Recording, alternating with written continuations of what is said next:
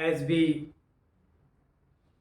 came to know that there is internal management controlling in financing, and from that this aspect is related, that is criteria of educational finance.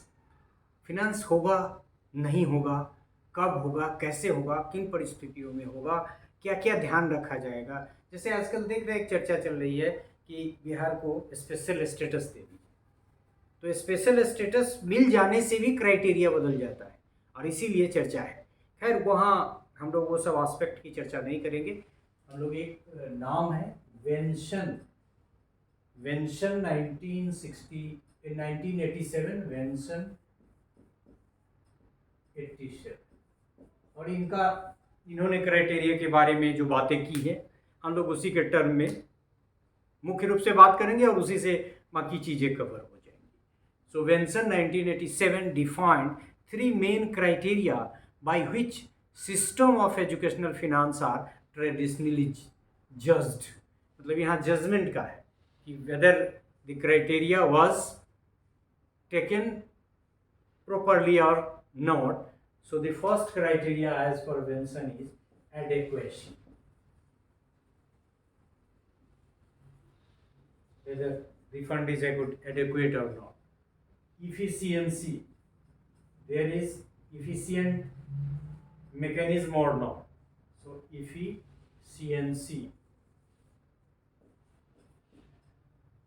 and equitability. भेदभाव नहीं।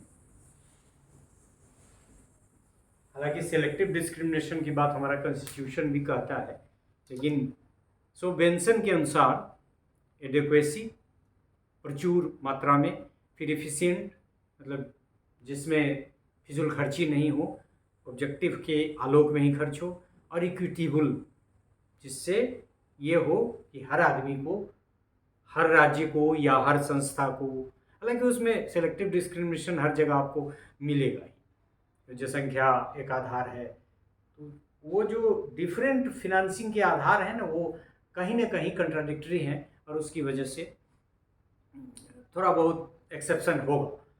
पहला जो adequacy है उस पर question एक हम पूछेंगे कि whether the level of provision of educational services is adequate. ये पहला क्राइटेरिया कि एडिक्वेट है कि नहीं प्रोविजन ऑफ एजुकेशनल सर्विसेज जिस भी किसी टारगेट के लिए है। So that is a criteria, that is adequate होना, एडिक्वेसी। दूसरा, whether the distribution of educational resources is efficient. मतलब डिस्ट्रीब्यूशन, जैसे कहा दुष्यंत कुमार ने, यहाँ तक आते आते सूख जाती हैं कितनी नदियाँ, मुझको मालूम है पानी कहाँ ठहरा हुआ होगा। तो ये पानी के इस तरह के ठहराव की तरफ नहीं, जैसे अभी सरकार क्या कर रही है कि डायरेक्ट बेनिफिट दीजिए, आप ट्रांसफ़र कर दीजिए अकाउंट में। रास्ते में पता चला कि जितने भी फोरम हैं सब जगह एक सामान्य नागरिक पैसा देता है और फिर अंत में उसके पास कुछ बचता ही नहीं है। So whether the distribution of educational resource is efficient, and the third, whether the distribution of educational resources is equitable और not.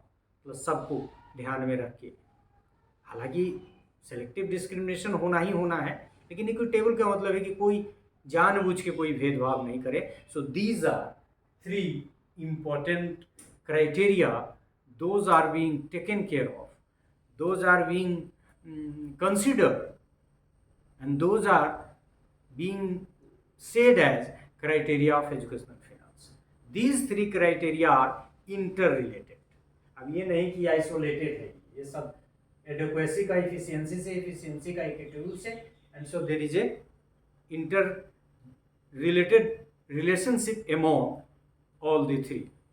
Adequacy may be defined in terms of the percentage of gross national product GNP devoted to education.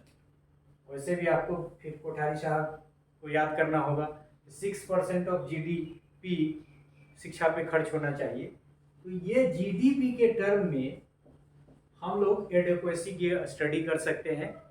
दो it is not so easy कि GDP का कितना शिक्षा पे खर्च हो रहा है, ये एडुकेसी को मेजर करने का एक पैरामीटर हो सकता है, but it is a complex process and complex concept as well. मतलब जीडीपी, शिक्षा और जीडीपी का कितना परसेंट, क्योंकि उसमें बहुत सारे और भी फैक्टर हैं, कंट्री का, कंट्री की कुल आमदनी का, कंट्री के लेवल का, वो डेवलपिंग है कि डेवलप्ड है, उसका मतलब चूँकि खाने के बाद ही शिक्षा है। यदि कोई कंट्री ऐसा है जिसकी आवश्यकता भूख की नहीं मिट रही है तो जीडीपी पे कैसे ज़्यादा खर्च कर सकता है? So it's a complex process and complex concept as well. What percentage is appropriate is difficult to answer, as suggested range varies from 8% to 20%। हर जगह हर कंट्री अपने हिसाब से खर्च करती है।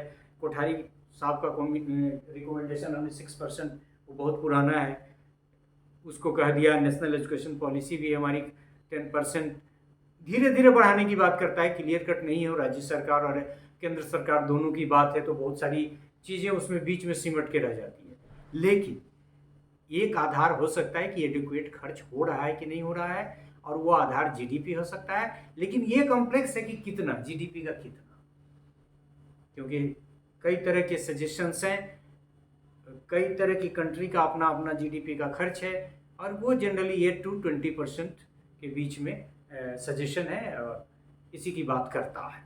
तो ये तो 6% से ऊपर की ही बात है। Efficiency is being seen in national perspective and is always linked with achieving acceptable quality of the educational system within the affordable resources। खास के स्कूल एजुकेशन, अब तो राइट टू एजुकेशन भी लागू हो गया, तो वो तो सरकार को मुफ्त में देना ही है। सब बच्चे की पढ़ने की मुफ्त व्यवस्था करना ये उसका फंडामेंटल राइट है और ये सरकार की जिम्मेवारी है। लेकिन आगे की शिक्षा का क्या, वो भी इस दायित्व है सरकार का कि वो शिक्षा भी वो एक तो क्वालिटी एजुकेशन प्रोवाइड करें, दूसरा वो एफोर्डेबल हो जिसको सामान्य आदमी बियर कर सके। और यदि कोई बियर नहीं कर सकता है तो उसके लिए अलग से एडिशनल सोर्स की व्यवस्था हो, इसी को इफिशियंसी कहते हैं। मतलब एजुकेशन में एनार्की नहीं है, शिक्षा सबको मिल रही है। कम से कम प्राइमरी एजुकेशन की बात तो कॉन्स्टिट्यूशन भी कहता है। So efficiency in terms of quality education and that too within affordable resources। Efficiency is being viewed in terms of achieving the specified goals and objectives। मतलब गोल्स एंड इसमें तो दोनों ही हम आ जाएंगे, इंडिविजुअल और सोशल भी कह सकते हैं या गवर्नमेंटल उसको कह दीजिए, क्योंकि आपको भी तो सिटीजन चाहिए, आपका भी तो मैन पावर डिप्लीशन होना जरूरी है, नहीं तो संस्था या व्यवस्था कैसे चलेगी। सो इफिशियंसी को ये भी देखना है कि हमारा काम जो चल रहा है या सिस्टम जो हमारा डिफरेंट फोरम है, डिफरेंट सिस्टम है गवर्नमेंट का या कंट्री का जो सिस्टम है या समाज का जो सिस्टम है, वो चलेगा कैसे। तो ये these are some aspect to be considered while discussing the efficiency as a criteria of educational finance। And equity related views are two in number regarding educational finances। Equity को हम दो तरह से देखेंगे, एक तो सेंट्रलाइज केंद्र सरकार, और दूसरा डिसेंट्रलाइज मतलब दोनों को मिला जुला। मतलब पैसा जो दिया जा रहा है वो सेंट्रलाइज से दिया जा रहा है या डिसेंट्रलाइज मीडियम से दिया जा रहा है। सो इक्विटेबल। और ये फिनांस का प्रोसेस बहुत कॉम्प्लेक्स है क्योंकि उसमें बहुत सारे वेरिएबल्स और काम करते हैं in between. The mixture of centralise and decentralized views is being considered the best one। मतलब सारा का सारा centralized नहीं हो, और centralized doesn't mean only the fund given by the central government। centralized का मतलब है कि जो टॉप पे हैं उनका, और फिर decentralized का मतलब है कि कुछ पैसा इनके द्वारा खर्च होगा, कुछ इनके द्वारा, कुछ इनके द्वारा। so it will go properly in all the channel। और इसी decentralized और centralized के मिक्सचर को बेस्ट माना जाता है क्राइटेरिया एजुकेशनल फिनांस का, जो इक्विटी को सपोर्ट करता है। Central government seeks an arrangement which is neither wholly centralized nor wholly decentralized. मतलब दो, या तो पूरा सेंट्रलाइज भी नहीं और पूरा डिसेंट्रलाइज भी नहीं, कुछ सेंट्रलाइज कुछ डिसेंट्रलाइज। कंप्लीट सेंट्रलाइजेशन उसके कारण है। Complete centralisation implies an excessive amount of bureaucratic delay in making decisions and subsequently local needs and desire may suffer। मतलब पैसा के आते आते, हालांकि वहाँ दुष्यंत कुमार की सूख जाती हैं नदियाँ, हो चाहे नहीं हो, लेकिन आते आते अब काम कंप्लीट करना है, अब चाहे ज़रूरत है पैसे की, अभी आने में विलम्ब हो गया क्योंकि फाइल से होते होते बहुत समय लगा दिया। तो ये तो वो प्रॉब्लम है कि ब्यूरोक्रेटिक डिले की वजह से जो ऑब्जेक्टिव है जिसके लिए पैसा फंड किया गया है वो नहीं हो सके। और दूसरा, complete decentralisation destroys the capacity of the central government to direct local authorities to meet long range national needs for training personnel and manpower। तो इसमें एक दिक्कत यह है कि यदि कंप्लीट डिसेंट्रलाइजेशन कर दीजिए तो सेंट्रल गवर्नमेंट का या सेंट्रल पावर का कोई रोल डायरेक्ट नहीं रहेगा, जिसकी वजह से उनको यदि इन बिटवीन कोई नई चीज़ इनकॉर्पोरेट करनी हो, कुछ नया सजेशन देना हो, इसके लिए स्कोप नहीं होगा। And that is why the best criteria for the equity point of view of is the mixture of centralisation and decentralisation. So equity का मतलब है कि इक्विटेबल ढंग से पैसा यदि जाए तो उसके लिए सेंट्रलाइज और डिसेंट्रलाइज का मिक्सचर हो। तो इस तरह से बेंसन के अनुसार adequacy, efficiency, equitability are the three criteria which is related to educational finance. So whenever an institution or a system has to work on educational finance, they have to consider three criteria। ये adequate होना चाहिए ताकि objective को achieve किया जा सके, efficiency होनी चाहिए, पैसा ठीक से पहुंच रहा है कि नहीं, खर्च हो रहा है कि नहीं, और फिर वो इसमें किसी तरह का कोई भेदभाव नहीं हो, और मेजर ऑब्जेक्टिव ये हो कि सब जिनको भी फंड किया गया उनको समय से, सही ढंग से, इक्विटेबल ढंग से पैसा मिल जाए। So this is all about this part of the lecture in which we discussed about the criteria of educational finance and as per Vention 1987 these are three: adequacy, efficiency and equitability. So you have understood the criteria of educational finance. Thanks for the